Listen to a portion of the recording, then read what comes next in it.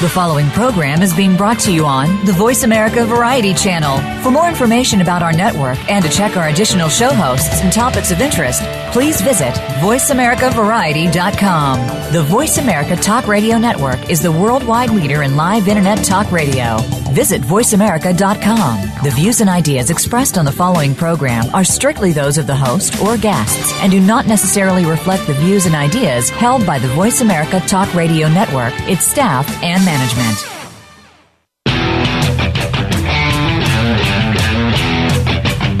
Your new or existing home is one of your most important assets, yet too many people rely on sites, shows, and tips from people who are not in the real estate business when making important decisions. It's time to get real and trust a professional. This is Real Estate Today with host Deb Tomaro.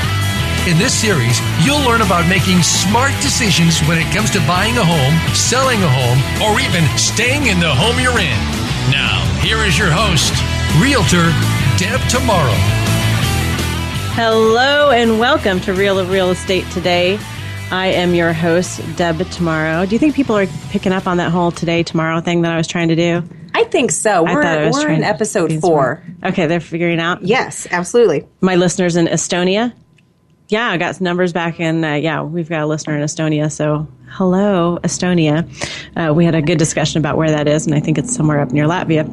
It doesn't help me at all. We are here today to debunk the myths of reality TV real estate. I'll be honest with you, this is the height of our selling season, so I'm a little sleep deprived, a little overwhelmed, and we're winging it a little bit today, but that's fine. We are continuing part 2 of debunking mortgage myths. If you listened last week, you perhaps picked up on the drinking game that we introduced, and I thought maybe I should explain that. I don't know.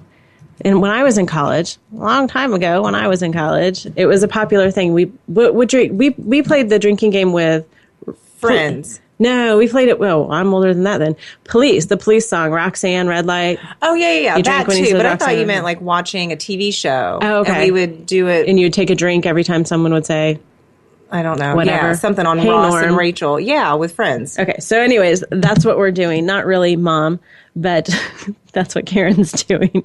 Every time we say the word debunk, we are debunking mortgage myths. So follow along on Facebook. Have you found me on Facebook yet? And I would also encourage you to find me on Twitter. Now, I have a story about Twitter. This is why we're going to be completely off topic today, and I'm totally down with that. So I'm very excited about my story on Twitter because I'm old, and I don't really understand what Twitter is for. I don't get it. I don't get how people find you, and I don't get what I'm supposed to be sharing on Twitter. But we certainly try. So if you follow me on Twitter, there are things that come out, mostly thanks to Rachel, my associate producer. But I had an incident come up a couple days ago where on Zillow, one of the number one real estate website in the world, realtors dislike it greatly because it makes us say the word Zestimate, and that's a ridiculous word. But anyways, someone, a for sale by owner, was stealing my pictures and using my pictures and putting my phone number and my personal picture of me in the listing. It was jacked up. I don't even know. So I kept emailing, and people were calling me because they thought I had this house for sale. And I'm like, I don't know what you're talking about. So I tried to contact Zillow. I emailed them about 6 times. Couldn't get a response. Couldn't find a phone number. Finally found some switchboard in Seattle, but they had already closed, and I left them a message. And I was just getting mad last night, getting a little steamed up, probably taking out other aggressions on Zillow, which is whatever. So I thought, I'm going to tweet, whatever. It's tweet. I'm going to Twitter this Zillow CEO. I swear, I sent him a tweet. I was like, dude, Zillow, why won't you respond to me? I was so mad. And you know what? Did they? Oh, totally. He responded. He said, Deb will take care of you in the morning. Awesome. And they did. And I thought, this is what Twitter is for. Have you ever tweeted a famous person? No, I have not. You should try it because Rachel has. And that's what I was thinking last night because Rachel was like, one time I tweeted Roseanne Barr and she tweeted me back. She favorited one of my tweets. She favorited one of Rachel's tweets. I definitely need to try that. I'm not sure. So I still don't like Zillow too much, but at least they were all over it this morning. I had multiple people and yeah. So anyways, if you are following me on Twitter, that's what that whole rant last night was about, if you needed an explanation. So Joining me, as you've probably already figured out, is Karan Rastall, the best damn lender in the entire state of Indiana. And we are going to be using her knowledge a lot today as well. And she's going to give me a wink whenever I ask a question that she can't answer. She is bound by, can you kind of explain what you're bound by so that people don't think or don't understand why you're not? Oh, absolutely. There are certain things that if you are marketing on air or in print advertisement that are called trigger terms. So I do speak very general terms because if any of our listeners are out there and I say one of the trigger terms, then I would have all these other disclaimers that I would need to also provide. So we could have a trigger term drinking game, but then we'd all be dead sober by the end of it, right? Possibly, yes. That's no fun. Yes. So I will try to come up with the trigger terms myself and answer those questions myself. So last week we debunked a bunch of the mortgage myths, and we still have a long way to go. I tried to come up with a list of another 10. I think we've got through maybe 7 or 8 last week, and I came up with another list of 14, but I promise this is the last show. We're going on to something else next week.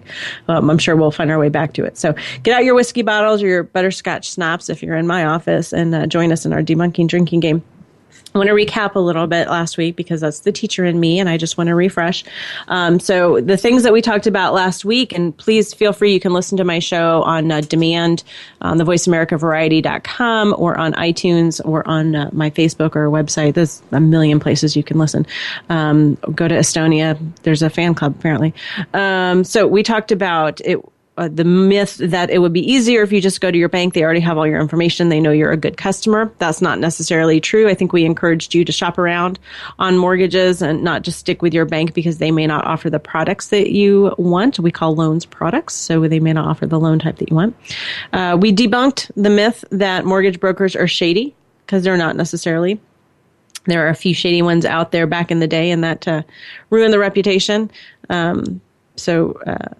We debunked the idea that you should make your decision on where to get your loan based on the interest rate. Remember that, Karen? I do remember that. So instead of the interest rate, what should they base their decision on? They should be comparing the annual percentage rate between lenders. The APR, which wraps in all of your closing costs in addition to your interest rate, so it makes it easy for you to compare apples to apples instead of apples to oranges. So demand to understand your APR. That was one of our themes last week. Are those T-shirts, those demand to understand T-shirts, are they on the truck on the way? Excellent. We should probably start taking orders for those, maybe. We debunked the idea that you should make your decision on where you get your loan based on who sells your loan, and only go with lenders who keep the loan in-house and don't sell it. My opinion is that's not a big deal, although I have not yet heard back from Central Mortgage Company on why they charge me $5 a month to pay online. When my mortgage was sold from my original lender to Central Mortgage Company, they don't have a very friendly online service. I'm thinking, brilliant idea, I need to tweet them. Do you think Central Mortgage Online CEO has a Twitter account? I bet they do, or someone does. Yeah. All right. Stay tuned, Twitter fans. This could get fun or dangerous. I maybe need to get off Twitter. We debunked the idea that if you get pre-qualified, it's going to hurt your credit score, and that you shouldn't even talk to a lender before you have an accepted offer on a house. That is certainly not true, and certainly don't want to miss out on a house because you are going up against other buyers who have been pre-qualified.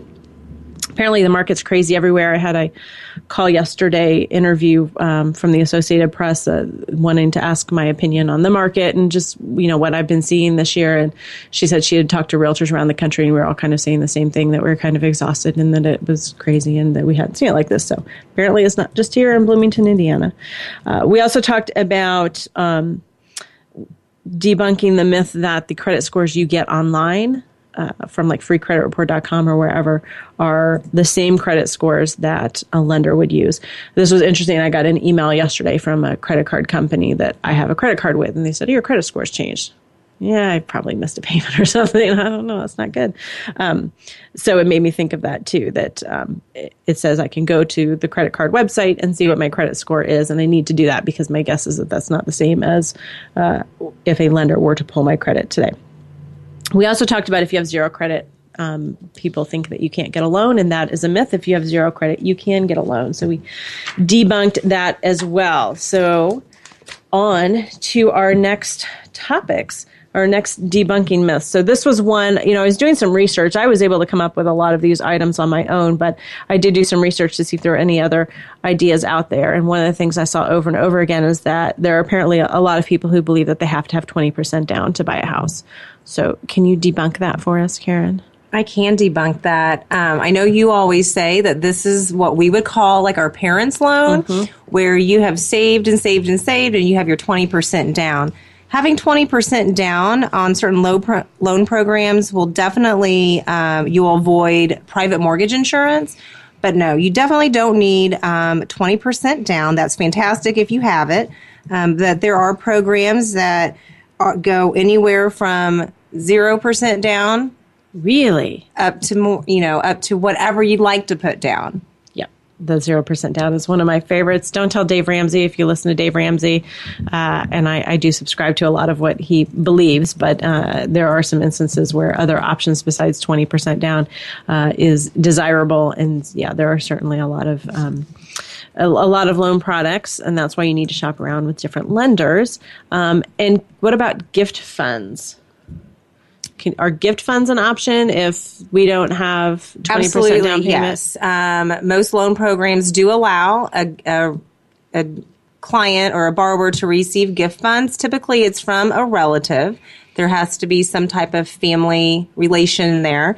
But yeah, we get gift funds from relatives all the time that say, I want to help, John and Sue get their first home, and here's $5,000 or whatever that amount is to help go towards that new purchase. Cool. So that is definitely one option. And while we're kind of talking about that and talking about loans with less than 20% down, FHA loan in my day when I bought my first house, 20 years ago, I think FHA loan was one of the ones that a lot of people do. And I don't want to get into too much detail about it, but I do think that there is a myth associated with the FHA loan that while it's easier to qualify for because it tends to accept slightly lower credit scores and perhaps higher debt ratios, that the interest rate is also going to be higher. And I think that's I think that is a myth. It can be a myth. Yeah. What you may see a lot of times with government-backed loans such as FHA is that the interest rate may be less than the conventional 30-year fixed mortgage rate that's out there. So your lender should definitely go through whatever options that you qualify for specifically, and then they can make that decision. The borrower can make that decision which loan program is going to best suit their needs. Yeah. I mean, there's definitely sometimes I think where FHA loan maybe isn't quite ideal. If you can come up with 5% down, you may be better off with doing an insured conventional. But we'll probably do another show on the different loan types once we figure out what Karen's allowed to say and what she isn't allowed to say. So. Sounds good. All right, awesome. We are going to go ahead and go to a break. Check me out on Facebook while you are listening to the break, and we will be back in just a few minutes.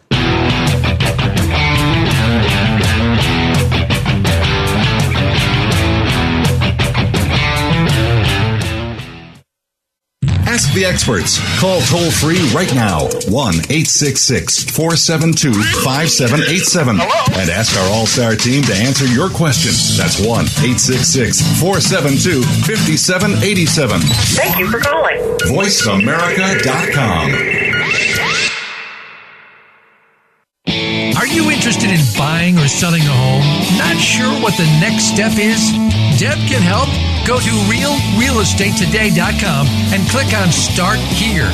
You'll be asked a few simple questions, and Deb will personally contact you to help answer your real estate questions and connect you with a realtor in her personal nationwide network of realtors. So even if you aren't in Deb's service area, you're guaranteed to find a good match wherever you are. Visit realrealestatetoday.com. Ask the experts. Call toll free right now. 1-866-472-5787. And ask our All-Star team to answer your question. That's 1-866-472-5787. Thank you for calling. VoiceAmerica.com.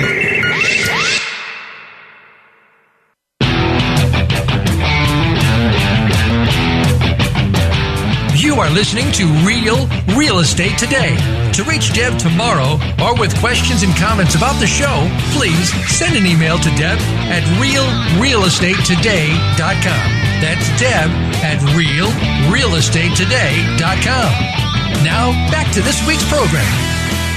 Back to debunking more mortgage myths, and I think Rachel's posting some good pictures on Facebook as we're entertaining ourselves, a little slap happy in the crazy spring selling season. So what about student loans? Because I live in a university town, go Hoosiers. Today is IU Day, Indiana University Day. Oh, that's I don't really right. know what that means, but we're all supposed to dress up. Neither one of us are wearing red No, for I did Hoosiers. not. Okay, go IU. So we have a lot of academics who come in, and then they've got lots of student loans. And a lot of them think, oh, it's not a big deal because they're almost always in deferment. They're grad students, so that's in deferment. So, I had a client once who was an attorney. So you can imagine some of these attorneys have, holy moly, $120,000 in student loan debt, something crazy like that. Has so many student loans, and he was working in the nonprofit sector, and I get this a lot too. And people say, oh, it's fine because I'm just going to work in the nonprofit sector for about 10 years, and I'm in a loan forgiveness program, and then my student debt goes away, which is great. That's certainly admirable.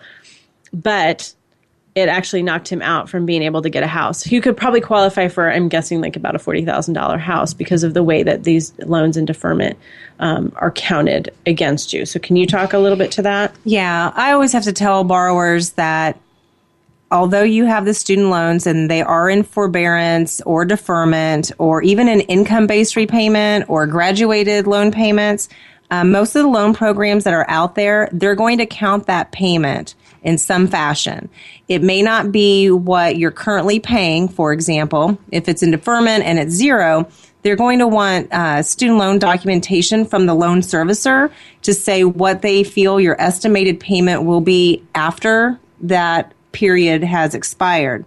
So depending on what loan program you're going to use, they're not going to go off of that $0 possibly. They could be going off the higher fixed payment amount. And that can definitely put a lot of people outside of that, the buying power that they initially thought that they had. Absolutely. And I think those rules just changed last September or October because I know the client I was working with, we were like, let's go, let's buy a house now, just because we knew that after September, October, he wasn't going to be able to, how they were counting student loans was going to change drastically. So yeah, that is just to reiterate what Karan said, the student loans that you have plays into your buying power because the lender only allows you a certain percentage of your monthly income to go towards debt service. And the student loans is one of those debt services. So the more student loans you have, the less you have left over to use towards housing costs.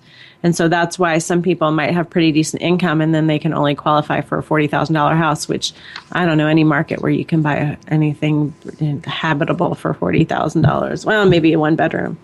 I've got some listings coming on that are going to be about in that range. So anything else on student loans? I just recommend if you have student loans, get with a lender, let them pull your credit, really review where things stand because like you mentioned earlier, depending on what you're going to school for and how much those loans are, and if you can't get the documentation from the servicer, sometimes you have to use a percentage of the unpaid balance as a monthly payment, and that can be pretty hefty. Yeah, absolutely. You got $120,000 in student loans, that's $1,200. $2,400. That's a lot. Yeah, if you're using 1 or 2%. Yeah, for sure. Crazy. So as a corollary to this, I have a lot of couples that come in, and typically one person has a lot of student loans and the other one doesn't. So it's very common in that situation that we do the mortgage in just one person's name, although we can put both people's name on the house. So that may be a solution as well. But it's definitely something to consider and not take for granted. It's kind of like I have people come in and and generally, I think, oh, it's not that big a deal. I've got good credit. It's not a big deal. I should be able to get a mortgage, and it really kind of is a big deal. It's not like sending a rocket to Mars. Big deal. It's not that hard, But it is a big deal. It's not something to be flip about in terms of just in general getting a mortgage. So kind of going along the lines with this is something I see a lot too. People who say, oh, I started my own business a year ago and my income's really good, so getting a mortgage isn't going to be a big deal. Or I work on commission base and I have really good income. I just started doing that, but it's really good income. So getting a mortgage won't be a big deal. Karen's starting to look uncomfortable as I say these things. Like she's seen it and she's like, oh my gosh. I work as a bartender, so I make really good money. So it shouldn't be a big deal. You want to debunk any of those? You have so many there. I don't even know where do we start? Okay, let's start with this. I started my own business a year ago. My income's good. Oh, gosh. Just say no. No. No, you don't just say no. But, Fannie Mae and Freddie Mac guidelines tend to look at a 2-year history of receipt of that type of self-employed income. And when I say a receipt, they mean filed tax returns. Mm-hmm. There are some programs out there that would allow to review just 1 year of self-employed income, filed tax returns. But they are also looking at a lot of not just what your gross receipts are for that, but they're also looking at your expenses, things that you wrote off that you are probably saving money for your tax purposes. But when it comes to financing for a house, when you write off a bunch of those items, then your net income at the end of the day is what the net income is. So that also may lower your purchasing power. So if you started your own business, you need to show income from that business typically on at least 2 years of tax returns is kind of the ideal scenario. Yes. Yeah. And again, this is why it's important to have a good lender that you can have a relationship with and have that conversation with and just be diligent and persevere. But that certainly is something that I've run into a lot. Okay, what was the second one I said? I don't remember now. What about, I work on commission-based. Like me as a realtor, I'm commission-based. I just started, but I'm doing really well. So, dude, give me a house. Exactly. Mm-hmm. Commission-based. Yeah. So commission-based income is also, they're looking for typically a 2-year history of that, filed tax returns. They may even ask, going back to self-employed as well, they may ask for a profit and loss statement. They may ask for a balance sheet. So they definitely want to make sure that you're still on track to be earning about at the same level. Now, if you're commissioned, but you also get a base salary, because I've seen that before, and I've had clients and they're new in the commission in that job, the base salary counts. Yes, base salary but the will commission count. is. Yeah, so on the commission portion of it, like I'm trying to think of an occupation where that may happen. Because it happens all the time with me too, and I'm drawing a blank right now. Right. The one client we had, she was in like cable TV sales. Yeah, I don't remember that one. You don't? No. However, you thought her husband was really good looking. He was a police officer. Oh yeah, that one. That's right. I do. Thank you for that jog, that memory jog. Mm-hmm. That is right.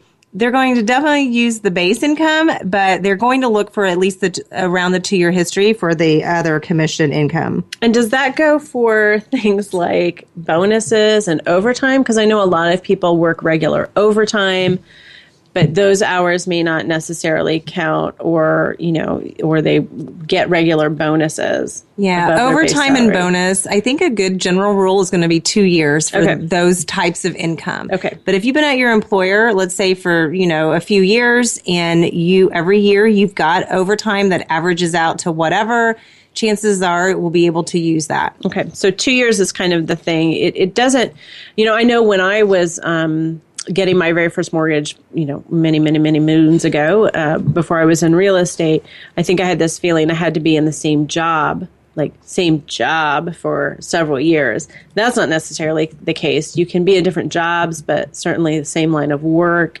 It helps. That helps. It helps too. I think underwriters look at, if you've had multiple jobs in the past couple of years, are you improving yourself? Are you going for better pay, a better opportunity, advancement, things like that? I think what underwriters are looking for is that there aren't any large gaps in between these jobs. When I say large gaps, I personally would say maybe like 30 days in between, but sometimes in our market, it's hard to find, land a job. So as long as you can provide a letter of explanation as to why there was the gap, those can be explained to the underwriter. Okay. What about, bartender, server, we get this a lot.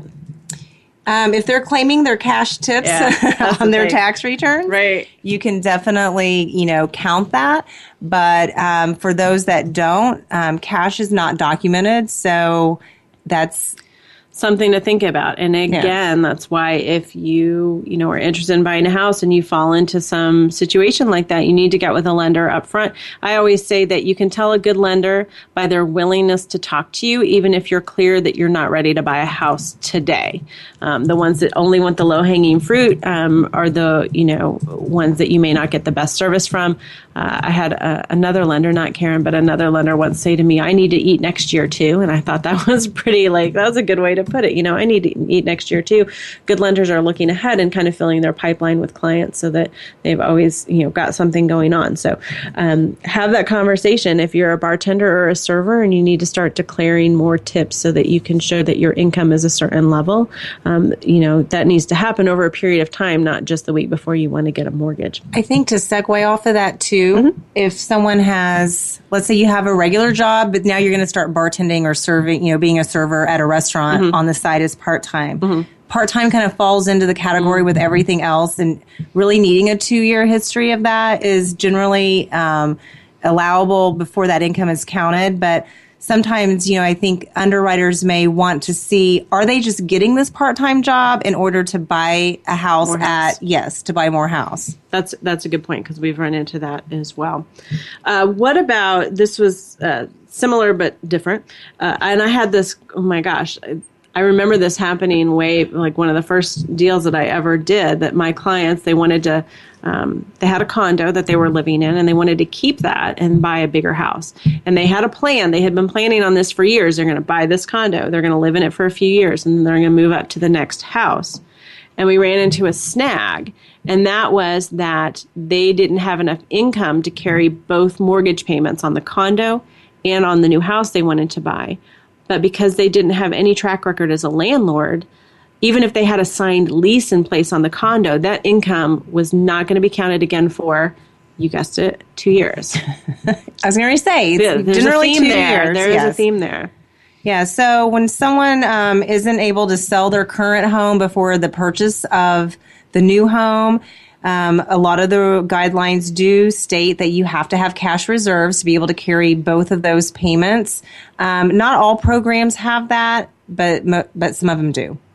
So that trips up a lot of people as well. So the next segment, we are going to talk about the thing that I guess probably drives my blood pressure up the most when I watch all these reality TV shows, even Chip and Joanna. I've been watching them some more. They're so cute. They are. Yeah. We're trying to start a shit black revolution on the internet. But we're going to talk about some of the financing and sort of my questions, what I would like to ask the Property Brothers, what I would like to ask Chip and Joanna, how they do some of that financing. So we'll talk a little bit about our experiences with that. So we're going to go ahead and throw it to a break. We'll be back in a couple of minutes. Stick around.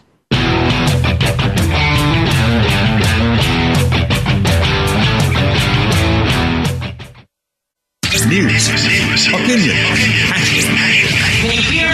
your voice counts. Call toll free 1-866-472-5787. 1-866-472-5787. VoiceAmerica.com.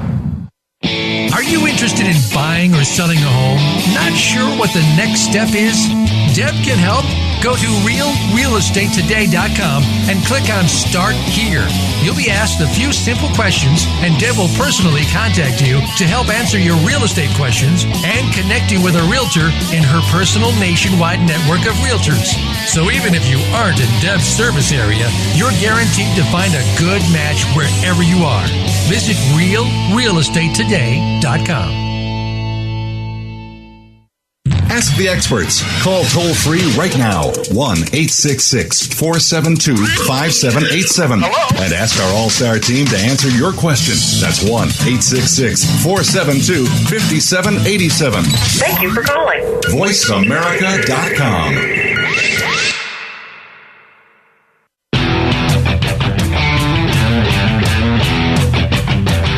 You are listening to Real Estate Today. To reach Deb tomorrow or with questions and comments about the show, please send an email to Deb at realrealestatetoday.com. That's Deb at realrealestatetoday.com. Now, back to this week's program. And we're back. Did you check out our Facebook page? Because I think Caitlin did, because she posted a comment. We posted a great picture there. And she's requesting that Karen and I do a duet of some sort with the giant microphone that is in between us. So maybe next week we'll work on that. Islands in the Stream, something like that. Maybe. Okay. Or we should do like Our House or something like that. I don't know. We'll take requests. Go to my Facebook page, post requests. Hey, did I say who I was or what we're doing? No, I just started talking, didn't I?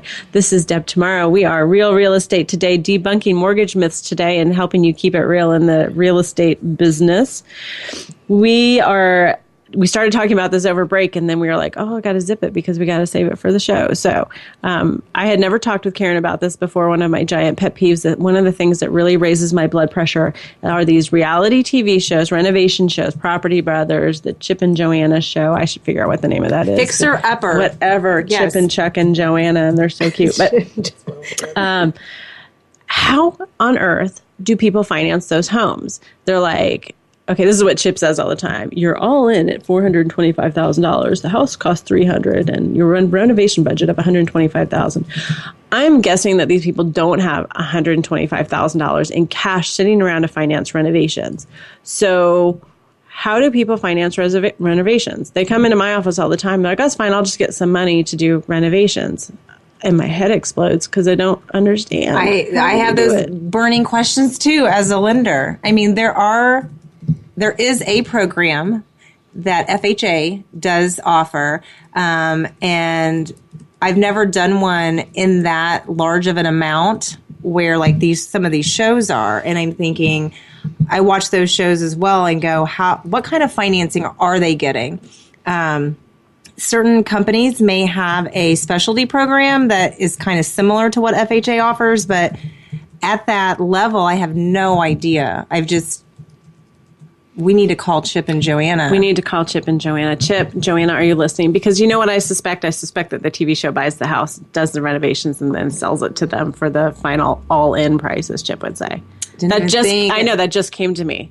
Like it's like light bulb over my head. I see the light bulb. Yeah, over exactly. Your head. So I don't know. And I don't know how mortgages work in Canada, and half those shows take place in Canada. Yes, that's true. So they obviously don't have FHA because that's a United States federally backed program. So I have no idea how that works. And so maybe it is easier. And maybe that's why everybody wants to move to Canada, because they can do reno projects. Well, they're doing something in Waco, Texas, because that's where true. Chip and Joanna are. They are.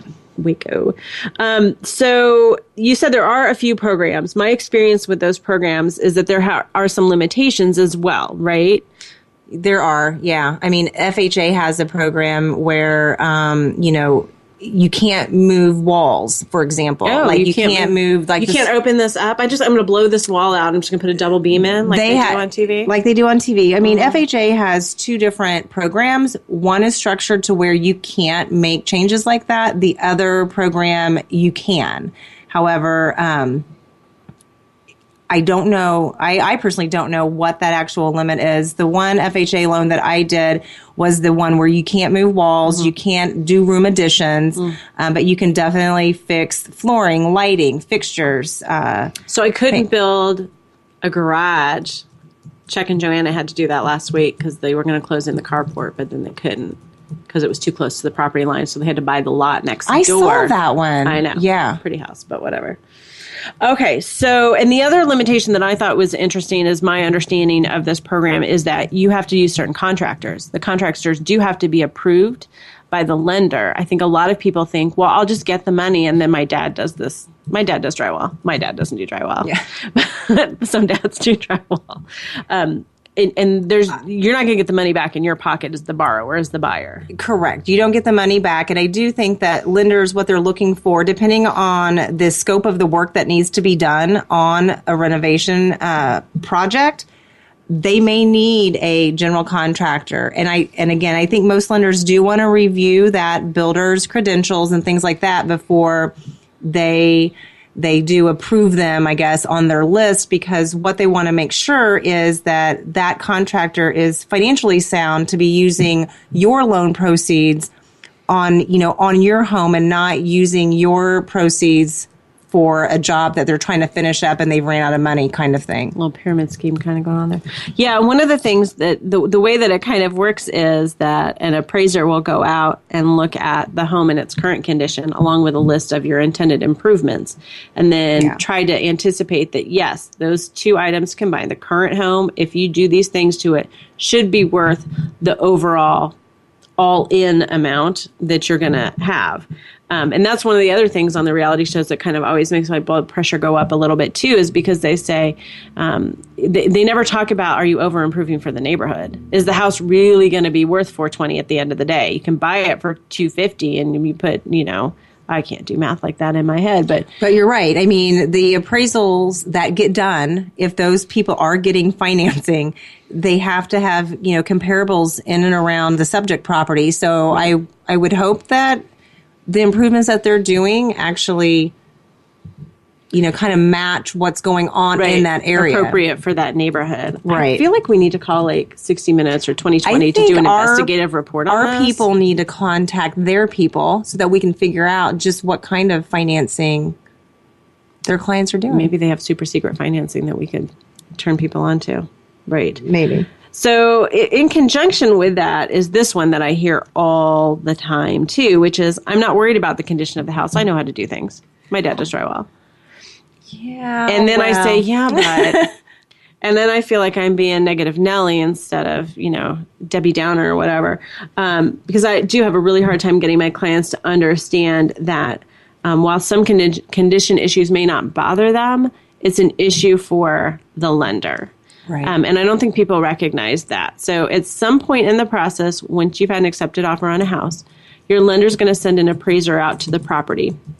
And that appraiser is going to note certain things. Now, it depends on the kind of loan that you're getting, because certain loans, like an FHA loan that we've been talking a lot about today, have a little bit stricter guidelines in terms of the condition of the property.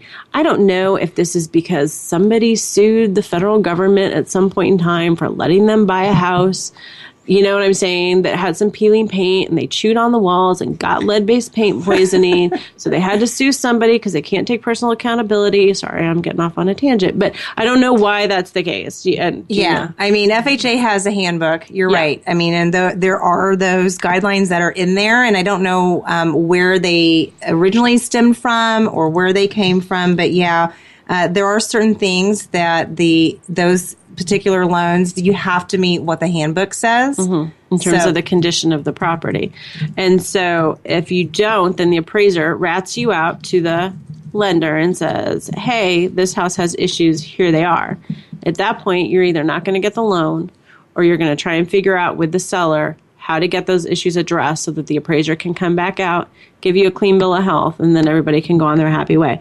Some of the things that I've seen in my lengthy career, peeling paint's a big one, again, because of lead-based paint potential poisoning and thinking that we're all chewing on the walls and eating the stairs. Broken window is an issue, even if it's just the pane is cracked and people are like, oh, it's not a big deal, we can fix that. It's going to be an issue. And the screen.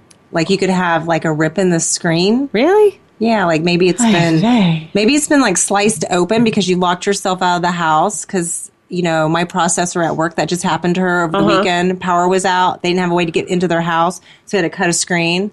And I was she can't sell her house until she fixes that. That's what I told her. Oh my goodness.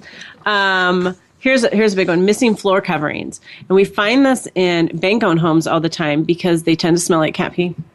And so I'm just telling you my experience. I say things. You go into those homes. I don't have to go into those. I make blanket statements based on 2 experiences, but whatever. So they pull up the carpets and then you've got exposed subfloor. And that is typically an issue for an FHA loan for sure. Missing kitchen cabinets, missing kitchen fixtures. I've looked at it, or I've had a borrower wanting to purchase a home, and it was probably bank-owned. The whole kitchen was gone. Yeah. I said, that's going to be a problem. You don't have a functioning kitchen. Right. You're not going to get a loan on that. You're not going to get a loan on it. Unless you do the 203K, and I'm sure she probably wanted her dad to install the kitchen, but he couldn't do it because he's not a contractor, yada, yada, yada. Roof leaks, obvious roof leaks. I think those are things I've been dinged on before. I had one, oh my goodness gracious. This wasn't even an FHA loan. It was just a regular loan for an investment property I was buying. And the appraiser went out and noted that there was a bundle of shingles on the roof. Because the roofer, I don't know, they got tired or whatever. They just left him up there. It was a bank-owned property. I didn't really care. It was like, that's fine. And so we had to bring a roofer out to prove that there wasn't an issue with the roof. Oh, wow. We just removed the bundle of shingles and had to have a roofer write up a statement. Yeah. So there's things like that. I had one once where there was a missing crawl space door. That was an issue. We couldn't get the loan. We couldn't close the deal until a crawl space door had been installed. Where was the access? Was it on the outside of the house? Outside of the house. Uh-huh. Yeah. Is that for like rodents maybe getting in I have there? no Like idea. I don't know why. I don't know. I could name names, but people in Estonia, I don't want to smear, names for people in Estonia who are, Have you seen the one we get a lot of rain here sometimes, like we did yesterday. Yeah. It rained all day. Yeah. A lot of older homes, you might have some moisture in the basement. Yeah. You may. Hopefully there's not standing water, but let's say sometimes I've seen where appraisals have come back and let's say it's a concrete block basement, and there is a water line from a previous, I don't know, maybe standing water. So if there's a remnant of a water line, the appraiser may make a notation that there's a visible water line here. It appears that there had been standing water at some point. And then at that point, we have to get... So, say your washing machine overflowed and, flooded the basement and it left a ring around. Yeah. Then that could be an issue going forward. Maybe. Yeah, possibly. Could be. I'm trying to think of other things. Decks, deck boards, deck railings. What does that say? Oh, handrails. Yes, handrails, certainly. Oh, we had that one time. Yeah, there were steps going up and there wasn't a handrail, and that was a whole big thing. Then we had to go and sneak out in the dead of night and install a handrail. So you say we. I don't think I was there. No, I wasn't there I think it was, again, don't quote me on this. If there's a certain number of steps, like three or more or something. Yeah. If there's 3 or more steps leading, let's say, down from a back deck to the grass, you have to have a handrail on certain And I think programs. it's 30 inches. If anything is 30 inches above the ground and it doesn't have a railing around it, then that's an issue as well. Yeah. So those are all things, I tell my clients, it's my job to kind of, when I'm walking through a house with you, they need to be thinking about how this house is going to work for their lifestyle and for their family. I'm looking at it as, can we get this sucker financed? And if I see things, then we're going to bring it to the attention. If we can bring it to the attention before we even write the offer or when we write the initial offer, like I wrote an offer, I don't know, it was last year sometime, and there was lots of peeling paint. We just knew straight up that was going to be an issue. And so we wrote it into the offer, just sort of making the seller aware that, hey, we'd like for you to agree that if there are some repairs required by the appraiser that you're willing to do them, because we kind of think there's going to be. And so, we try to be proactive on that and look at that. But a lot of people don't want to believe me. They just say, oh, it's not a big deal. It's just not a big deal. And I say, you're here to help. You're here to help them. Yeah, You're trying to make this be smooth and but it's hard, seamless. Because again, thanks to reality TV, which I watch every day, so I don't feel like I'm, completely down on it. But, they think buying these bank-owned homes are a piece of cake, and everybody wants a deal. Everybody wants that foreclosure. And most of the foreclosures around here, at least, have those issues. I had one. We tried for about 9 months to get that deal closed, I think, and it was an issue of hot water. There's no hot water in the house. We couldn't get it. We couldn't get it to turn on. We couldn't get the bank that owned the property, didn't care, didn't want to send anyone out to fix it. I mean, it was just one thing after another, and finally my clients gave up after 9 months, but they gave up. So those are things to be aware of, and we're going to be making some phone calls to Chuck and Joanna's people to see if we can figure out how they do their numbers and how they do their renovation. We're going to get to the bottom of this. It may take us 13 weeks, but we'll get there. I think so. So we're going to go to break, and we will be back for our last segment, Debunking Mortgage Myths. Stick around.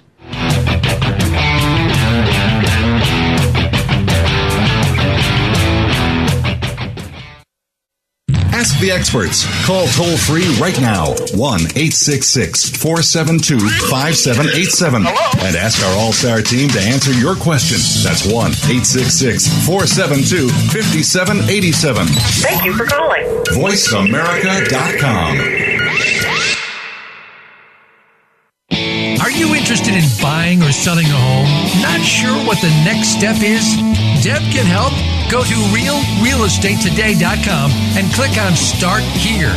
You'll be asked a few simple questions, and Deb will personally contact you to help answer your real estate questions and connect you with a realtor in her personal nationwide network of realtors. So even if you aren't in Deb's service area, you're guaranteed to find a good match wherever you are. Visit realrealestatetoday.com. Ask the experts. Call toll free right now, 1-866-472-5787. And ask our All-Star team to answer your question. That's 1-866-472-5787. Thank you for calling. VoiceAmerica.com.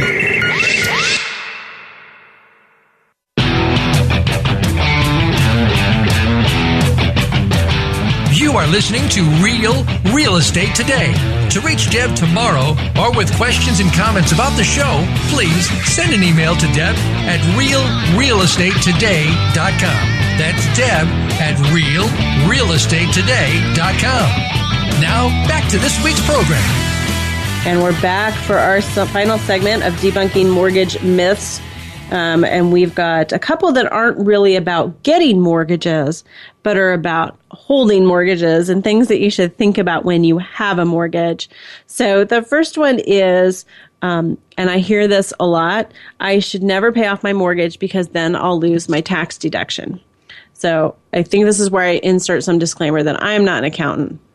I have filed extensions every year for the past 3 years. My taxes are current, but I file extensions. So I'm just saying I'm not certainly someone that you should look to for accounting or IRS advice. However, if you listen to Dave Ramsey, he does this math all the time. And this is one thing I really agree with him on, is that mortgage, that tax deduction. Do people ever ask you about this, Karen? No. No? But I know where you're going with it. It doesn't make sense. Like, why would someone want to continue paying interest? Right. If they can pay off their loan? Right. So here's the thing. So say you pay $10,000 in interest, mortgage interest on any given year. And if your tax rate is 25%, then that means that $10,000, it lowers your income by $10,000. And it saves you about $2,500 in taxes, which is a lot of money, $2,500 in taxes. However, you paid $10,000 in interest to get that $2,500 See, that's simple savings. Math, and I like that. Does that make sense? Yes, it Rachel, makes sense. Does that make sense? Do I need to repeat it? No? That's good? You're paying $10,000 to save $2,500. I don't know that that's a good decision. I don't know. Some food for thought. Think about it. I will say that there might be other reasons to not pay off your mortgage. You know, there may be better investments for that money if you're at a really low interest rate. Some people have said, I've got some clients who are, I think, very savvy investors and they're CPAs, and I kind of look to what they do because I think, they seem to have their act together sometimes they do think that it makes more sense for them to, use someone else's money. I don't know, Dave Ramsey's head just exploded like he listens to this show, but whatever. So there may be other reasons, but keeping a mortgage for the fear of losing the mortgage deduction, it doesn't make sense. So don't do it for that reason. That's all I have to say about that. I would say definitely talk to your financial advisor. Right. Because you're right. Like, I would be reinvesting my own money to be making myself money. But if I'm not even doing that, I'm not going to spend $10,000 in interest to save $2,500. Doesn't make sense. And here's another one I want to clarify too: the myth of the biweekly payment. Have you ever gotten anything in the mail? Yeah, should. Yeah, dramatic music, please. The myth of the biweekly payment. You get something in the mail from your lender that says we can knock 7 years or something off your mortgage. And it's so easy because don't you get paid every 2 weeks? That's how we don't get paid every 2 weeks, but that's how a lot of people get paid every 2 weeks. So why not just divide your mortgage payment in half and pay every 2 weeks with when you get your paycheck, And miraculously, that's going to knock 7 years off your payment. Sounds like a pretty good deal, right? Yeah. Is it free? Is it a free service? It's typically not free. So problem number one with this, it's not free. And yet you can accomplish the same thing free. You don't have to pay that. I sometimes like $300 or $400, I think, that they want you to enroll in their biweekly program. So let's do some more math, because y'all kept up with me so well on the whole pay $10,000 to save $2,500. So let's do a little more math. So you're paying biweekly isn't the magic to knocking 7 years off your mortgage. If you pay your mortgage monthly, you make 12 payments a year, right? If you pay biweekly, you pay 26 half payments a year. So 26 half payments equals 13 payments a year, right? 26 divided by 2, 13. Yeah. So instead of making 12 payments a year, you're actually making 13 payments a year. Which is only one more payment. Only one more payment, but that knocks your mortgage, it pays your mortgage off that much quicker. Okay. So it's not the magic of paying biweekly, it's the magic of making one extra payment. And there are certainly other ways to accomplish that magic. You may decide that you want to take that extra payment, divide it by 12, and just add it on, add that 1/12 on to your monthly mortgage payment. Make sure that you specify that you're paying it down on your principal. Otherwise, your lender will just apply it to next month's payment and it'll get all jacked up. So that's one easy way to do it. Or you can just make at the end of the year or when you get your tax check, just make an extra payment. Just make one extra payment and you'll accomplish the same thing and you'll save that $300 or $400. So I feel like that program's a little scammy. I think it might be intended for people who aren't as good at budgeting. Sure. And it may just be an easier way for them to be like, okay, I get paid every 2 weeks on Friday. Just take out one half of my mortgage payment. And it's one less thing that I have to think about. And at the same time, I'm shaving years off of my original loan term. Right. Certainly it sort of is a enforced discipline. And I know sometimes it is hard to discipline yourself to do it. I mean, I think I say all the time, I'll just make one extra payment. Does it happen? No, not really.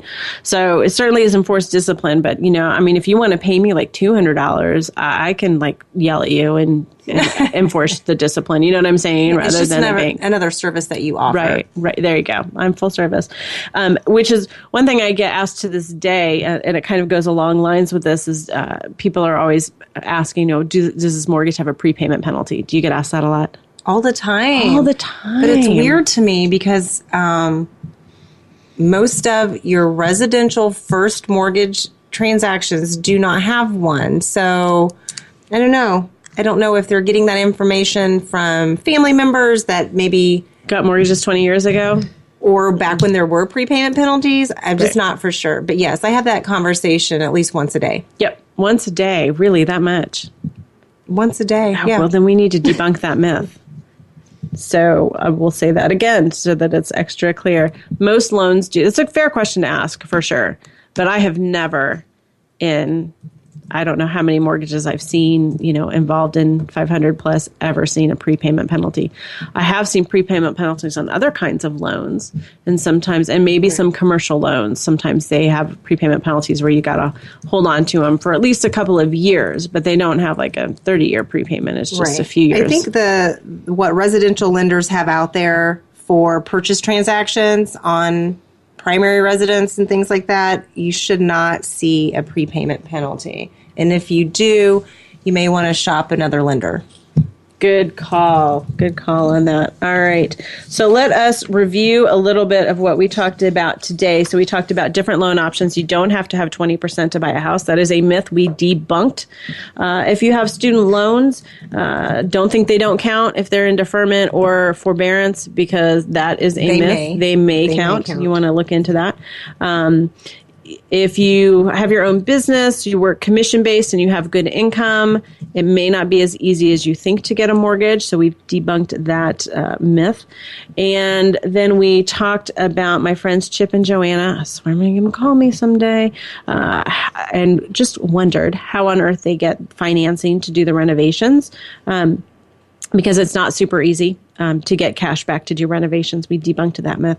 And also, I'm not worried about the condition of the house. I can do things. And we debunked that as not being an issue because it can be an issue for many, many kinds of loans.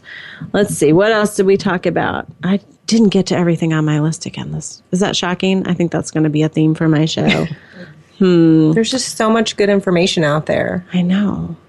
I just like to talk, I guess. This is... All right. We also talked about the myth of getting a mortgage or not paying the mortgage off, that we want where the math doesn't make sense. Remember, do you want to pay $10,000 in order to get save $2,500? Doesn't make sense. And then also the myth of the biweekly payment. So those are the things. I think we've put most of those up on Facebook, and I think we're going to go through and make sure that all that information is there so that everyone can take a look at it. Feel free to ask me some questions. So let's talk about next week's show because I'm kind of excited about it. I had intended when I started this show to do listener mail on a regular basis. But as we've all discovered, I talk way too much and I have way too much information. So that hasn't happened. So we are going to do an entire show dedicated to listener mail next week, answering questions. I'm not taking phone calls though, because you people all freak me out on the phone. I'm not ready for that. I need a little preparation. So if you have questions that you would like for us to answer, please message me on Facebook, post it on Facebook. You can tweet me. You can email me at deb@realestatetoday.com. We'll be answering all of those questions and more. So stick around next week. Tune in noon Pacific, 3 p.m. Eastern. Download, listen to us on iTunes. You know the routine. We are everywhere. We appreciate everybody listening to us. Karen, thanks for joining me again. And Rachel, thank you. Everybody have a great week, and we will talk again soon.